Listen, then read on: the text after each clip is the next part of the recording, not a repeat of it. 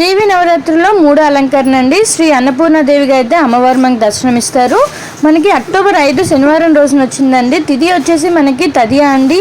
నక్షత్రం వచ్చేసి స్వాతి నక్షత్రం అనమాట. ఆ రోజు మనకి అమ్మవారు గంధపు రంగు చీరలో అయితే దర్శనమిస్తారు.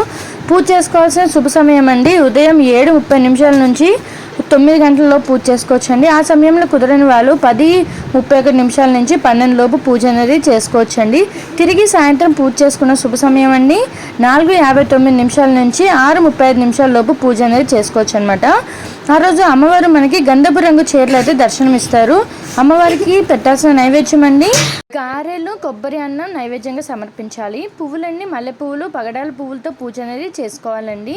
ఆ రోజు మనం జపించాల్సిన మంత్రం ఏంటంటే అన్నపూర్ణే సదాపూర్ణే శంకర ప్రాణవల్లభే జ్ఞాన వైరాగ్య సిద్ధ్యర్థం భిక్షాం దేహి చ పార్వతి అంటూ పూజ చేసుకోవాలి.